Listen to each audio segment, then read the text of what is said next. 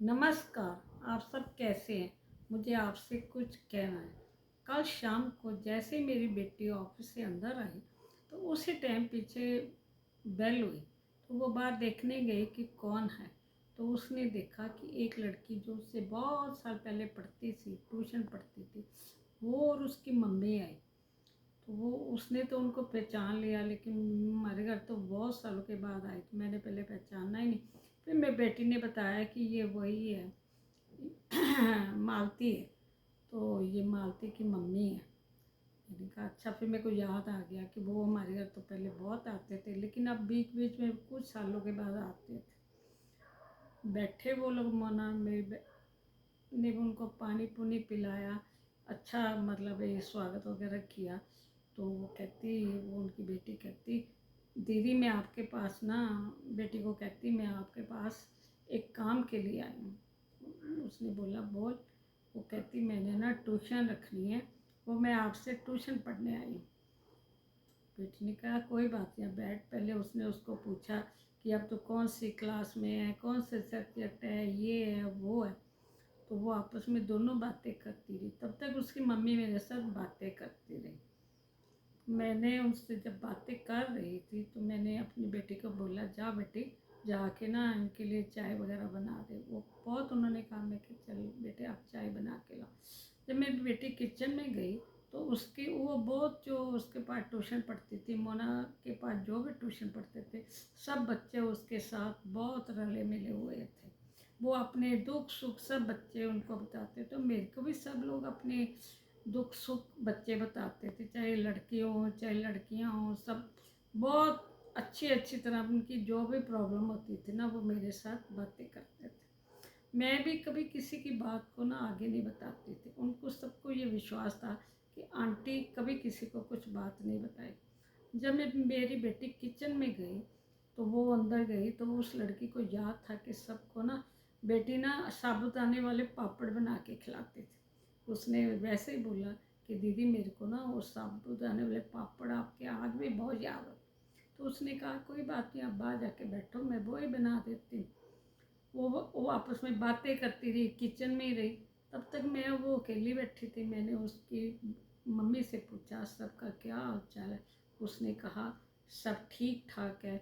मैंने कहा वो आपके घर में आपका बेटा है, आपके हस्बैंड, आपका काम कैसे चल, जैसे आम हम एक दूसरे से पूछते। वो भी बताती रही सब ठीक है। मैं क्या आपकी जॉइंट फैमिली थी, सब ठीक है, कहते हैं। वो गुरु हरिकृष्ण नगर में हमारे घर के पास ही रहते। उनकी बहुत बड़ी कोठी थी और उसका अपना काम जो था वो पटेल नगर में था। उनकी एक बहुत अच्छा बुटीक था और बहुत बढ़िया अच्छे अच्छे वो कपड़े सिलाई करती। दूर दूर से लोग उनके पास आते थे। खुश थी वो अपनी ज़िंदगी में। तो अचानक जब तक बेटी आई तो बेटी बोलती आंटी आपसे एक बात भी करनी है, दीदी से भी करनी है। मैं क्या हाँ बोलो। कहती मैं तो दो काम के लिए आई थी। मैं क्या बात है। तो मेरी बेटी ने बताया कि वो जो ट्यूशन है ना, अब मैंने बंद कर दी। अब मैं बहुत देर से ना सर्विस करने लगी, तो मैं ना अब ट्यूशन नहीं ले सकती। उसने कहा दीदी कोई बात नहीं, मेरी ट्यूशन ले लो, क्योंकि मेरे को आपसे बहुत पढ़ना अच्छा लगता।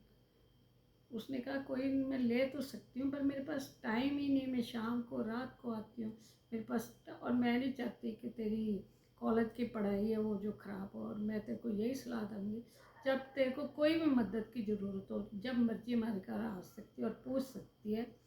और मतलब तेरे को कोई भी पढ़ाई में या किसी चीज़ में सहायता की लोड़ हो तो मैं कर सकती हूँ, लेकिन मैं रूटीन में तेरे को नहीं पढ़ा सकते। तो कहती कोई बात नहीं, वो अब आप साथ में सर्विस करती हैं तो कैसे पढ़ाओ। फिर वो मेरे पास आई, कहती आंटी मेरे को ना आपसे भी कुछ काम है। मैंने कहा हाँ बोलो बेटा। मालती क्या काम है। वो कहती आंटी आज ना मेरी मम्मी बहुत परेशान है, तो मैं चाहती हूँ कि मेरी मम्मी आपके साथ कुछ बात करे, कुछ उनको भी अच्छा लगे। आज मेरी मम्मी का मूड बहुत ख़राब। मैंने कहा क्या हुआ। मैंने उससे पूछा सुधा बेटे क्या बात है। तो वो कहती नहीं आंटी कुछ बात नहीं, नहीं आंटी कुछ बात नहीं, ऐसे कहने लगी। तो मैंने कहा नहीं बेटे, तेरे तो जो मुख था ना हमेशा बहुत खुश रहता था, तो सबको हंसाती रही, आज तो ज़रूर कोई बात है। पहले तो बता ही नहीं रही थी। फिर उसने बताया कि जब आपको पता है जब मेरी मम्मी की डेथ हुई ना, तो उन्होंने ये बोला था मरने के टाइम, तो अपने भाई का जो मेरे से छोटा था, इसका बहुत ध्यान रखना, इसके परिवार का भी दो बहुत ध्यान रख, इसकी जो भी तुम सहायता करना, मतलब कैसे भी करके इसकी सहायता कर, ताकि ये ज़िंदगी में ना दुखी ना हो। तो कहती मैंने आज तक अपनी मम्मी को जो वायदा दिया था वो बहुत निभाते। अब ने मैं बहुत परेशान हो गई, क्योंकि मेरे भाई भाभी को ना बहुत ज़्यादा लालच आ गया।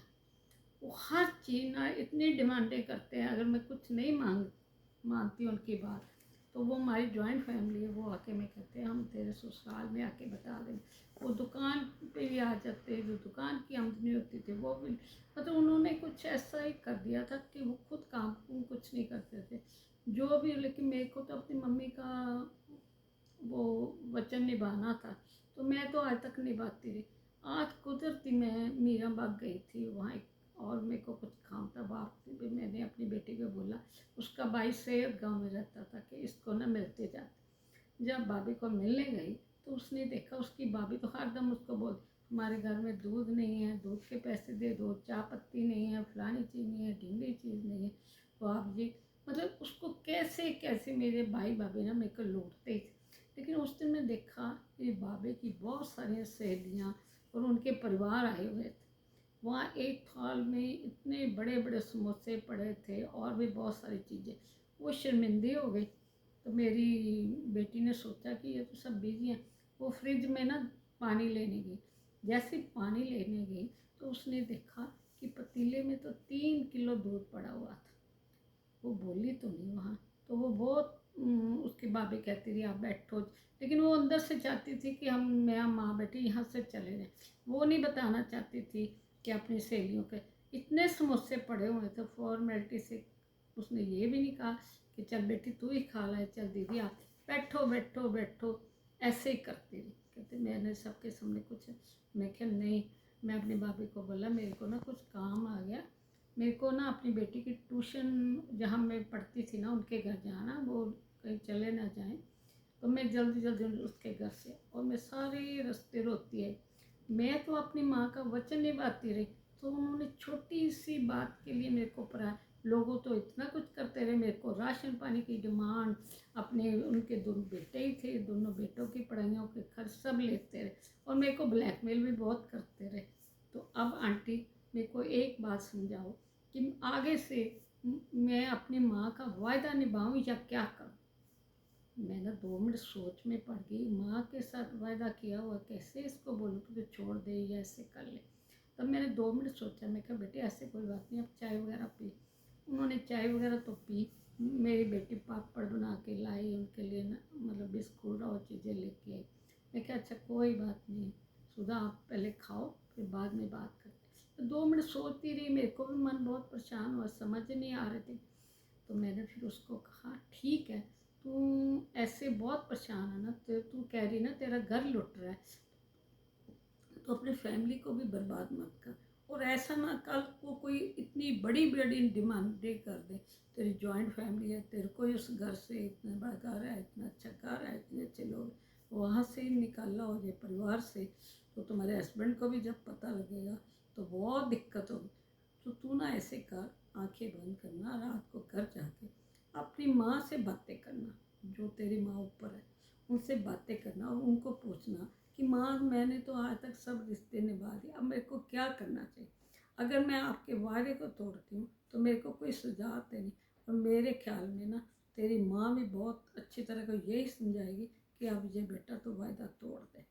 और आप भी ऐसा मत करिए, अगर आपकी कोई उंगली पकड़ता है ना तो उसका गलत फ़ायदा ना उठाइए, क्योंकि आपको पता है ये तो जब मांगो जो मांगो, भाई इसने तो अपनी माँ के साथ वायदा किया, उस फायदे का ना गलत मतलब ना निकालो और गलत फ़ायदा ना निकालो।